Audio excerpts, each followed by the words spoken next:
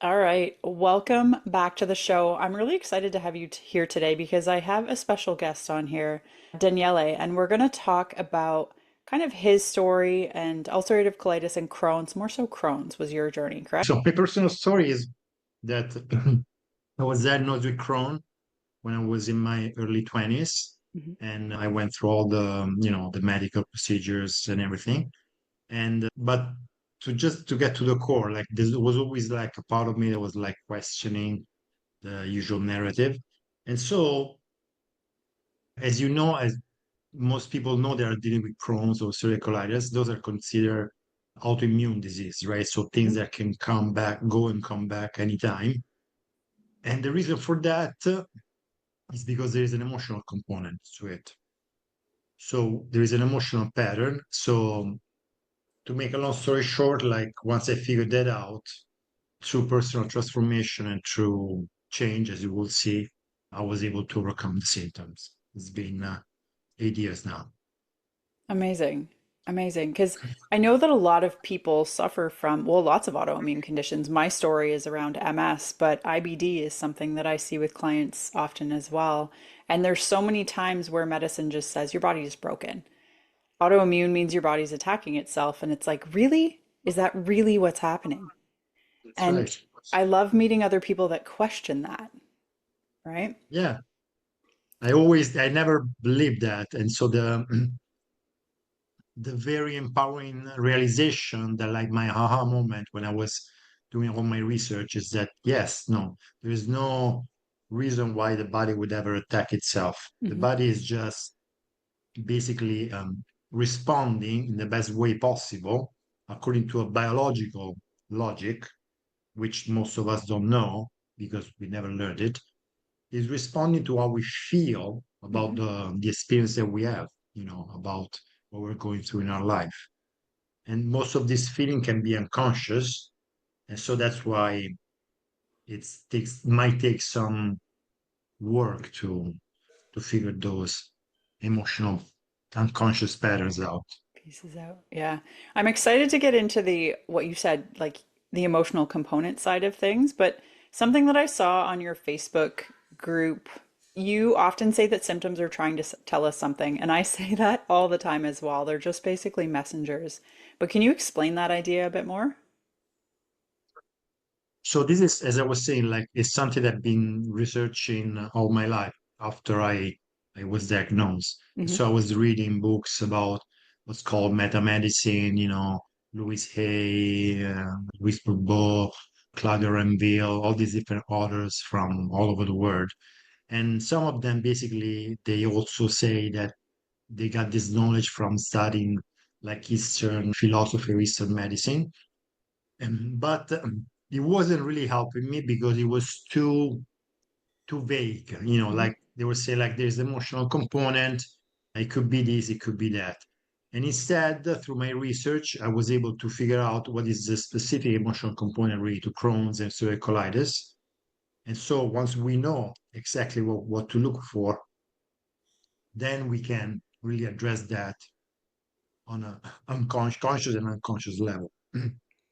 So to answer your question, like, yeah, basically it's a holistic approach because there's other things to consider. Like it's important to understand that the main cause, the primary cause is emotional, but there is two levels. If you want, we're Hmm. gonna go into that. But then you also need to look at everything because when somebody is having lots of symptoms and the intestine is very inflamed, they cannot eat whatever they want Hmm. because the intestine is not able to digest if there's ulcers, right? So it's like having a wound. If I have a wound, I need to take care of it, until it heals. I cannot go and scratch it, right? So there's many things to consider, and we can go through it if you want. I don't want to just take over. You Yes. mentioned, okay, and I don't know if you're willing to share this with the audience, but you mentioned there's two specific emotions that you see connected to each ulcerative colitis and Crohn's. Are you willing to elaborate on that? Yes. So the the main emotional, the triggering emotional component for, let's just say IBD, okay? Hmm. IBD includes both Crohn's and ulcerative colitis, right? So for IBD, the main trigger emotional component that start the process is that there is a what we can call like a situation or a series of situation or experiences that the person is having and they cannot process, they cannot digest, quote unquote, Hmm. and they're related to somebody is very close to them. Can Interesting. be the significant other, the partner, can be even somebody in the family. But usually for Crohn is more related to the parents, Hmm. and that's why these subjects can be a little bit touchy, or can be related to somebody very close. And it's something that the person unconsciously was a coping mechanism, right? Hmm. But then basically the body is just trying to say, like, I'm trying to eliminate this experience that you cannot process as if it was food. So basically the experience, the person is not able to deal with it, right? On a conscious level. And the body is trying to help is like, okay, I'm going to try to help you by eliminating this experience as if it was food. So the digestive system gets triggered and it's trying to eliminate something that is not food. So it's not working. That's why we need to understand what's happening. Like when we're having digestive symptoms, is because it's always related to some different types of experience that we cannot digest on different levels because it's really to somebody that you really care about, your parents, your loved ones. Then you do swallow it, so it goes down your digestive system, but then you try to push it out Hmm. very soon, Yeah. and by triggering over and over the digestive system this way, that's why it goes into overload, and then that gets to be ulcers, blood, and all those kinds of things, mucus or Hmm. other kind of digestive symptoms. So, am I making sense what I'm saying? Do you have any question? Yeah. No, it does make sense because I mean, if the body can't digest something, and yes, the body is always trying to get to homeostasis or get to balance, and it's like, whoa, I can't deal with this. And people often get concerned when there's diarrhea or there's in any context, it's like, why is this happening to me? It's like the body is trying to get rid of what doesn't belong there. And so, That's from an right. emotional sense, I can see how that would be connected as well. Very And then interesting. you got me to the second trigger, which is also important because that's the primary trigger. Hmm. So the primary trigger, basically, to make it short, of course, this is generalization, and we need to look case by case at the person that we're trying to help. There is this tendency of unconsciously getting triggered emotionally about situation that we cannot accept or we Hmm. cannot digest, right? And if you think about it, what you just said, like when somebody's having symptoms, like why am I having diarrhea? Why am I having these symptoms, right? That's also a source of worry, fear, Hmm. and can be a trigger for the same type of emotion. So like the primary trigger is what we said. Then the second is that when I have the symptom, if I cannot digest the fact that I have those symptoms, because I don't like them and I don't understand what's going on. So I'm scared. Plus, there is all the narrative that it's incurable. Your Hmm. body is breaking down, your body is attacking you. So there's all that fear. There's that we know that fear is one of the most, if not the most hypnotic emotions, right? Yeah. If we buy into all of that, then we get stuck in a loop because we start to have the primary emotional trigger. It starts the symptoms, then we get the symptoms, we get worried about the symptoms, and the symptoms by themselves can be just getting us stuck in a loop. Even if I am away from all the primary triggers, if I'm away from all those people that create the situation that I couldn't digest. Hmm. But Yeah. it's all subjective, of course, right? So it's not about pointing fingers anymore. It's all about understanding that we need to get those skills so that we can deal with those situations that we couldn't deal with before. So that's why what I'm saying is that by evolving, our symptoms are asking us to evolve. Because Yeah. if we evolve, then we don't react emotionally, we don't react biology. Our biology is just trying to help us Hmm. coping with things that we cannot consciously cope with. Yeah, which Does it make makes sense? so much sense from the perspective of like the unconscious mind. Every symptom or everything that happens, there's always a positive intention behind it. And it's That's like, right. okay, so what is it trying to protect you from? With any symptom, what is it trying to protect you from? And I like how, okay, so it's like the snowball effect, right? Like the thing that you can't digest starts the ball rolling, and then the fear, because you've experienced this before and you know what happens next, and yeah, it's just like this giant cycle and loop. And I know with autoimmune, many people live in that cycle and fear of the next flare up. So Totally. how can I used they? to be there, so I know Oh what it yeah, is. Yeah. and mine's a bit different because MS and ulcerative colitis, but it's similar thing. It goes in cycles where it's like things feel like, okay, maybe there's something, maybe I'm better, and then something like tips the scale and then things flare up again. How can people break free from that cycle of fear? So there is many ways, What I suggest is that we need to understand more about how the body works, how the biology works, because actually it's counterintuitive, but for most of the symptoms, when we are experiencing the symptoms, it's because actually we overcame the emotional trigger. So we actually basically are, quote unquote, we are repairing Mm-hmm. it's like a two-phase curve, right? It's like the fight or freeze response, right? If we if all of a sudden, like, a lion shows up here, or wherever you are, right? Or most people, they are listening to us. If a wild lion will show up, and that I remember stories from the radio that actually could happen, because, like, there was a lion in Rome that escaped, a cub lion escaped from the circus. He showed up in a pizza place. Jeez. And so this woman was like eating the pizza and everybody moves away. It's like, what have I done? It's like, oh, you have a lion sitting behind you. She's like, and she couldn't move, right? Because she Yeah. went to fight or freeze, Mm-hmm. which is another special biological program, which is supposed to help us overcome the emergency situation, because she didn't know how to deal with the situation. She didn't have Mm-hmm. the skills, right? So she basically froze, right? Yeah. But then when you overcome the problem, because the lion, the guy from the circus came and he took the lion, Mm-hmm. then she might experience, the some symptoms like, I don't know, fatigue, probably, like heart palpitation or things like that. The body is catching up with the extra stress caused by whatever was going on that the person cannot cope with. Okay. In the same way, when we have the symptoms for ulcerative colitis or Crohn's, it's because we actually did resolve the emotional component. Maybe because we went to sleep, maybe because we distracted ourselves, maybe because we went to play some sports that we really like, and we just detached from that emotional trigger, and then we experience the symptoms. So by just knowing this, it Mm-hmm. can be very, very, very helpful, because if I know that my symptoms are most of the time just healing symptoms, we can call them, Yep. even if it's not. I mean, there's different points of view to Go address ahead. this. They are healing symptoms, so that if I know that the body is healing, actually I could even relax. I know that the symptoms, are can be hard to deal with, and you still need to do something. Like, you need to, I always suggest, do whatever you think is best for you to cope with the symptoms. Mm-hmm. If the person believes in medicine, then they should take medicine. If the person believes in naturopathy or natural remedies, that's what they should do. Because when the person does what they believe in, guess Mm-hmm. what that does? What does it do? You get the outcome that you're looking for when you believe in it. It When you triggers don't the believe in placebo it. effect too. Mm-hmm.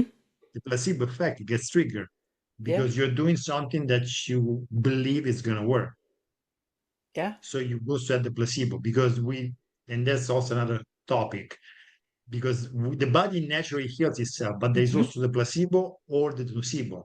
Because if I know that what I'm doing is going to help me, then I relax, and then my healing process is going to, move smoothly. If instead I believe that what I'm doing or whatever happened is not good, Yeah. then it has to be triggered the nocebo effect. There's a bunch of cases, aside from ulcerative colitis and Crohn's, in which they observed that the nocebo can get people sick or even kill people. Mm-hmm. Like, I don't know if you heard this, it's even on the internet. If you Google the man who was collapsing on placebo, Hmm. have you heard of that? No. So the short story is that basically this young man was part of a double-blind placebo study. Mm-hmm. So we know how it works, right? So there is And there should be like 50% of people that are taking the real drug, 50% that are taking Sugar the pills. placebo, the Yeah. fake drug. Hmm. And of course, nobody knows who's taking what except the lab, right? Behind the scenes. So this guy, since he was very prone to get depressed easily, doing the study, his girlfriend broke up with him, and he was like, okay, I'm gonna kill myself. So how was he decided to kill himself? He ingested almost all the bottle of the pills Jeez. that he was taking that he didn't know if it was placebo or real drug. And he said to collapse, meaning that his vital sign, his heartbeat, and his blood pressure were going down to death. Hmm. At the last moment, he changed his mind. He said, no, I'm not gonna. I mean, before all this happened, I guess, he went to the ER. They brought him to the ER because he said no. And basically, they had to do whatever they do, the solution, Yeah. right? Because, but it was, so the idea is this, that the blood pressure and the heartbeat was going down. And then they checked, they called the lab Hmm. because they saw it's an experimental drug. And they called and they said, so what is he taking? And they said, no, he's taking the placebo. Hmm. So Yep. he was taking the placebo, but since he was convinced Hmm. that he was taking the real drug, he was convinced that he was taking something poison, pretty much. Yeah, So that exactly. tells us the power of our mind or our Hmm. beliefs, right? Absolutely. So what I always, if I can just add this one more point, and we were talking about it earlier, it's very important to believe that, first of all, know how we work as much as we can, because I think that nosce te ipsum, know yourself, know thyself is one of the main things that we're all supposed to do here in this lifetime. But Hmm. also, we're supposed to overcome the limiting beliefs, because if we buy into the limiting beliefs that this is not curable, Hmm. like, why do I even try, right? Yep. Yeah. That's one of the biggest frustrations that I always had with after my MS diagnosis was that's what they said to me. I was 22 years old and they said, "You have this incurable condition. Your quality of life is going to continue to decrease. You're just going to get sicker and sicker and sicker." They put that in my head. Sure. And so what happens when you tell someone that, like I've said this and this makes people frustrated sometimes, but it's you tell someone that there's no cure for something and they stop looking for other solutions Of course. because you're like, And why bother? that's Right? right. And also, the other thing to consider is that they didn't they didn't do it on purpose. Like, No. they are doing that in good faith, Mm-hmm. because they are also hypnotized into believing that there is no cure. Mm-hmm. So I Exactly. don't know if we want to go into all of that, but they are also part of this big negative hypnosis that we're all in. And the other thing that probably you have noticed yourself too is that if you don't have, like you had and I had, a real good reason and motivation to challenge Mm-hmm. the belief system, you're not gonna do it, because you're like, I'm fine, Yeah, and why should I exactly. challenge it, right? Because it's just like, even we're always trying to be efficient in terms of time and energy as much as we can. So if something works, we go with it. But Mm-hmm. if it doesn't work, then we need to challenge it. Yeah. Well, and we're always trying to recreate what's familiar, right? So if you grew up in a Totally. household that believed that medicine was the answer, and if anything was wrong with you, you go to the doctor and the doctor will be your knight in shining armor and give you the solution that you need. I'm not saying, and like you kind of touched on it. Okay, so my goal is not to say that doctors are horrible people or that they're wrong or that whatever. It's just No, no, of if course. medicine is not working for you, you can take different options. You can look for other solutions. And I That's got right. to the point, right, where I was like, I have to do something different because like I can't function anymore. And so I mean, people sometimes get to that rock bottom point, but it's recognizing that even if you are taking the medicine, as you said, you can still do things for yourself at the same time to help your That's right. body heal itself, right? Yes, I had a bunch of ideas that I was Go for it. thinking about while you were talking. Let me see what. So the idea is that, again, like, medicine is great. Like, I was in a car accident when I was a kid, and if it wasn't for modern ER Hmm. medicine, probably I would have died. So I'm grateful for medicine. The problem is that they do not even take into consideration the emotional component. Hmm. So it's like, if they don't even take into consideration, of course they're not gonna be able to help people with the emotional issues, because it's not even part of the curriculum. Or stress. yes, it's like they don't realize how hypnotic they are themselves, Hmm. because as you were saying before, you grew up in a family in which you're used to go to the doctor. That the way I explain that is that when we're kids, like, if we get a scratch, a little wound, we go to mom and dad and they help us now, band-aid, everything. Hmm. If we break a bone, if it's something more serious, we go to the doctor.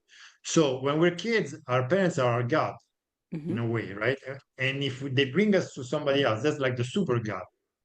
Yeah. And if we don't break into that narrative, like, and we understand that even doctors are human beings, Hmm. and they can make their own mistakes, and they're like, the ideal thing is, like, what is great about social media and all these things that we're working with is that if I go to a doctor and I'm asking for help with Crohn's, it's like they the doctor that can tell me, no, there's no cure. It's like, and I can say, like, but did you have Crohn? Did you go through Crohn's? Like, how do you know, right? Hmm. That's just what you've been taught Yeah. by somebody else. Like, and he said that with the opportunity we have to communicate and share our experiences and support each other, if I had something that I don't know how to solve, I much prefer to go talk with somebody who has solved it already, right? Hmm. Because they know what they're talking about, right? Yeah. So that's the idea. Like you overcame MS, which is great, right? And Hmm. overcame Crohn. So that's why we're gonna have people with that are still dealing with these issues, right? Yeah. Well, I mean, you look at medicine and we all only have so many tools in our toolbox. And so, in a medical sense, yes, they have all these different tools, pharmaceutical tools in their toolbox, but it's like when you don't have something, then you say to someone, there's nothing for you. There are other people that can help with things, right? Like we both have used hypnosis, NLP, I use nutrition. Like there's all kinds of different things that you can do to Totally, support your body because yes, there is totally. very much emotional components to things, but there's also what are the other things that our bodies are dealing with at this point as well, right? Like toxins, chemicals, I'm on a computer right now. I have a phone in my pocket all the time. Like there's lots of stressors on our system. And so why don't we focus on what's getting in the way or what's missing? Because I believe these So things are supposed to heal themselves. So, totally. yeah. Another thing I want to share is that the way that like, when I work with my clients and Hmm. what I did with myself when I was overcoming the symptoms, because I really had to focus, doing the right things. Because hypnosis and NLP are very powerful transformational tools, but to get you not only to believe, but also to do what you need to do to overcome whatever you need to overcome or achieve whatever you want to achieve. Hmm.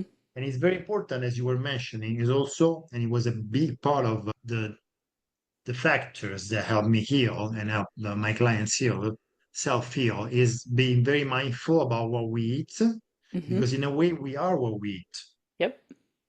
So eating food that is alive, eating food that is not processed, Hmm. that it hasn't been in the freezer, on the fridge for months, or longer, Yeah. So, and then again, adapt what we're eating to the symptoms that we're having, because there are foods that we normally, or drinks that we normally take, that by their nature, they are pro-inflammatory. Hmm. Like almost everybody drinks coffee, or alcohol, Yep. and because they like it or because whatever they get out of it, being more awake or being more relaxed. But those substances are pro-inflammatory. Hmm. So if I have a deep inflammation and ulcers in my intestine, and if I drink coffee, it's just like putting gas on the fire. Of Yeah. course, it's not going to get better. It's going to get worse. Or alcohol. I'm not saying this as a negative thing. I'm just saying it, so I don't want to create a nocebo. But what I'm saying is that instead, if we do the opposite, is that if we're mindful about what we eat, it gives us the positive trigger, because it's very important not only to understand all of this, it's very, very important also to experience Yep. practically that we have control over our symptoms. Yep. Because if I eat mindfully and if I work out, you saw I was at the gym during our previous call, right? If Yep. I work out, regularly, and then I work also on the way I communicate with myself and with others, my symptoms are gonna get better. Hmm.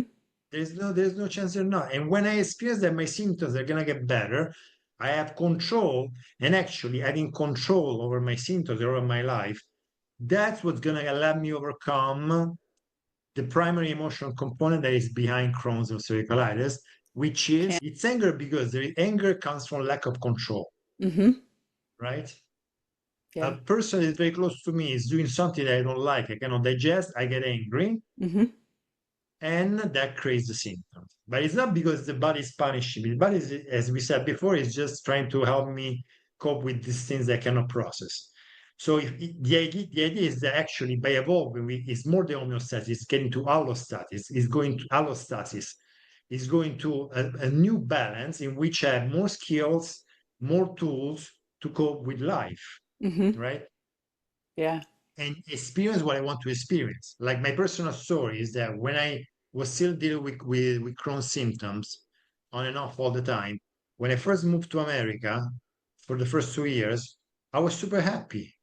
I was learning, I was in a new language, I was learning a new skills, I was learning a new profession, I was doing everything was new, it was cool. I didn't do anything else. Just by being happy and learning and being very, very positive, the Mm-hmm. symptoms disappeared. I didn't even pay attention to what I was eating Yeah. It's at amazing, that right? time. So you Yeah. see, it's just, and the other thing that I want to add is that there is this, you know about Candace Pert, About who? What? this scientist from the 90s, Candace Pert. She wrote this book, and there's also the audible version. It's called "Your Body Is Your Subconscious Mind," Oh, okay. and it's I really haven't read cool. that.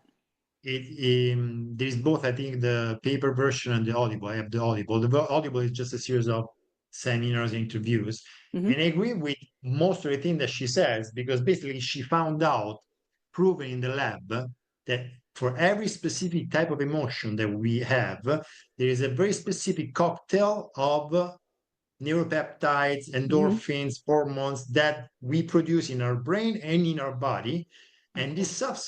substances impact our physiology, either in a positive way Or because negative. we feel better, Hmm. or in a negative way because we're under stress and we feel worse. So again, like just the fear. So there's the biochemistry of fear, biochemistry of love, to simplify, and with everything in between. Mm-hmm. And if I am in fear or worry or anger or any negative emotions, that's going to create substances that are going to impact my physiology and my biology. So the emotion in themselves are a huge factor. Yeah. That's what we Okay. need to understand. Which is interesting to speak about. Like, okay, I have these like blinds beside me in my office that I use all the time with clients because frequency is a really important thing that we talk about. And it's like if you're at a lower frequency, fear, and you can bring it up to love, you're going to see a lot of change there. Yes, the frequency is related to our emotions, Hmm. of course, right? The way I see it is that it's just about doing practical things that makes us feel happy, you Yeah. know, because the frequency of happiness, it comes by doing practical things. Like the symptoms are asking us to create practical changes, Hmm. I love to that. evolve, to create new skills, and to take care of ourselves. Because like what happens a lot of time that I see, and probably you've seen that too, of even if MS, I think there's different types of emotions Hmm.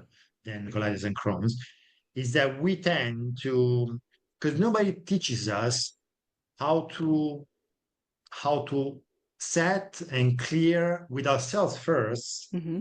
and with others our boundaries. We can call them boundaries, we can call them, how we want to call them, but there needs to be a limit, right? That, okay, I can put up with this, but then I'm not going to put up with any behavior beyond this, right? Yep. And most people, like, they don't do this work because nobody's teaching us that, right? Hmm. We have to have a very clear set of boundaries on all these different areas of our lives Yep. so that we decide what is okay for us and what is not. Because even if we know as NLP practitioners that, everybody's doing their best, everybody's doing the best based on the resources that they have at a specific time, Yep. still, it's not that I'm gonna let anybody, walk over me, right? Hmm. Right. And instead, what happens is that within family, for tradition, because basically, are when we are parents, we unconsciously parent our children we tend to do the same thing that our parents did with us, Yep. right?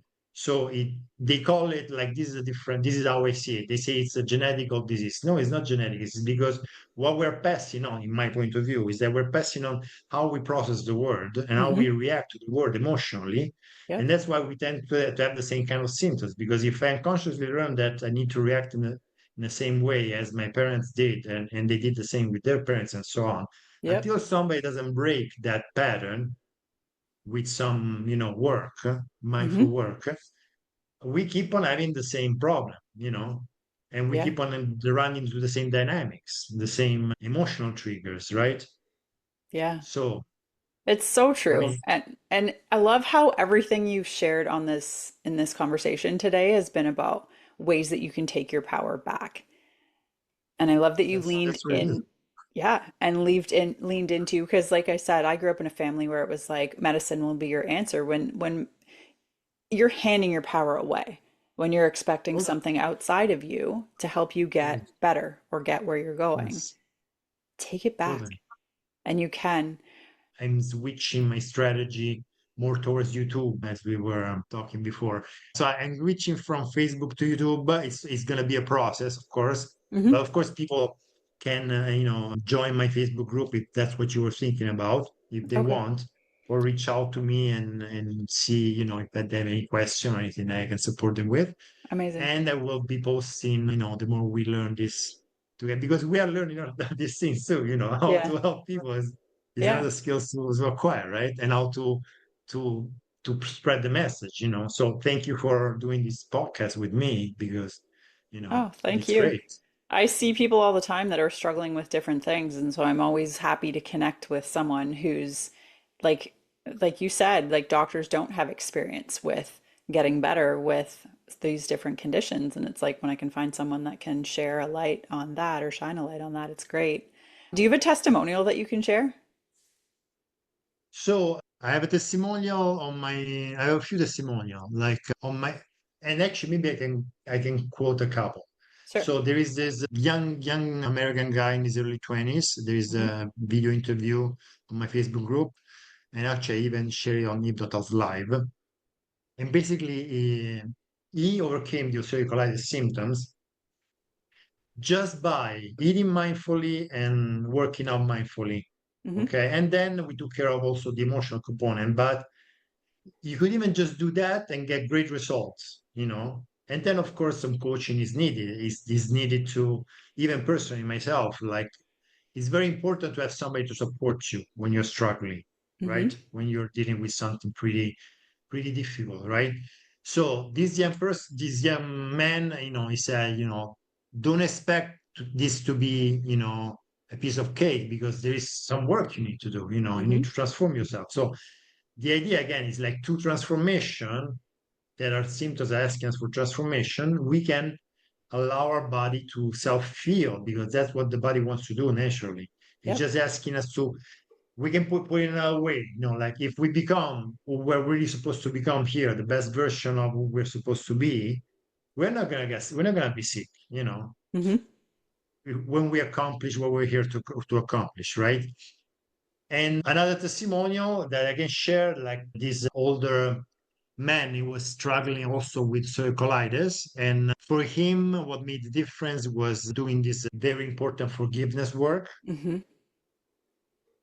And still, what was important to the realization, because this is a person I worked with a few years ago, that he got so much better after like 3 sessions doing this forgiveness work. And it was really good for several months. He actually was like, he was enjoy, like, I can go on my hikes, I don't need to worry about the symptoms anymore. I can do Hmm. whatever I want. I'm much more open. And then still there can still be a pattern that is still unconscious, Hmm. because if something happens and we haven't really completely transformed, then we can be triggered again. So what I'm trying to say is that it's not just about, in his case, it was about forgiving one person. Once he forgave that one person from his lifetime, he got symptoms free. Hmm. But then it's about acquiring the attitude of forgiving everybody, you know, Hmm. because if something else happens and and I still need to point the finger, I still have the tendency to point the finger and get upset, then my symptoms are gonna come back. That's why they say it's autoimmune, it's gonna come back anytime. No, it's because we need to completely transform that pattern, Yeah. and it can take some work. It depends, it can be something that, it's a one-time deal and then it's gone forever because the transformation is deep and profound. Hmm. Or maybe there are more triggers that needs to be addressed, because they're unconscious. So it's something that it's just personal, Yeah. right? The important thing is to understand that if the symptoms come back, it's not because it's autoimmune or it's because it's incurable. It's because it means that there is more work to do. Yeah. Yeah, exactly. As you were saying that, that's exactly what I was thinking. It's not that it didn't work, it's just you're not done yet. And Yes. knowing that you've seen evidence for yourself that it does work. Because the first time that you did the forgiveness process and you let go of something from, like, if we don't forgive, we resent. And resent is not serving you well in your body. So I love Of that. course. It's a negative Um, emotion. yeah. And so that those were fantastic. Thank you for sharing that. But before we wrap this up, for someone listening right now who feels stuck, what's one simple first step they can take today to begin shifting their relationship with their health? So I would suggest to, if they're dealing with symptoms that are IBD symptoms related, for like a week or so, that's what I used to do. Also, I suggest sometime to my clients, just go, depending on the symptoms, a very mindful eating pattern, for as long as you have the symptoms, because you don't want to scratch the wound, right? You Hmm. want to take care of the wound, you want to take care of your intestine. So eat very mindfully. What was very helpful to me, it was eating rice and miso soup Hmm. for a few days or like a week. And that's gonna be much easier for the intestinal system to digest. Yep. And then get to do at least, 10 minutes, 30 minutes, half an hour workout that you enjoy. Hmm. That could be even just walking. To me, it was just like walking in nature, if you can, but even walking at the gym, or if you like to play a sport, play just a sport that is relaxing and enjoyable and allows you to detach from whatever, so maybe even just, focus on just, because what's important about the sport is that if it's a challenging sport, I used to play beach volleyball. To Hmm. be a good beach volleyball player, you need to forget about everything, you know. Yeah.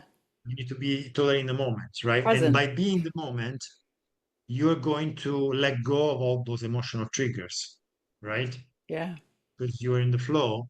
And of course, then the work is to, when you notice that something is triggering you, then you need to figure out how to build the resources and the tools so that you don't react, and because we tend to react immediately and consciously. So that's where we might need some hand help, somebody that helps us with coaching or hypnosis or NLP. But it's something that we can do by ourselves. It's just like something that it takes some work. That's what I'm saying. Yeah. Well, thank you. That's very valuable for people. And I'm going to put all of your information in the show notes. So if you're interested in connecting to learning more about IBD support, for sure check out the show notes because you'll be able to connect with Daniele so that you can get where you want to go or get the support that you've been looking for, possibly. So thank you so much for being here today. This has been Thank great. you, Kate. I appreciate it. Appreciate you. Oh, my pleasure. As I said, it's always nice to connect with people who are just looking at illnesses from a different point of view. I don't have experience with Crohn's, so it's been wonderful to have you here. And Awesome. from Thank you. a listener perspective, hope you got some value from this. If you know anyone who's dealing with IBD and who's been looking for other opportunities, please share this episode with them.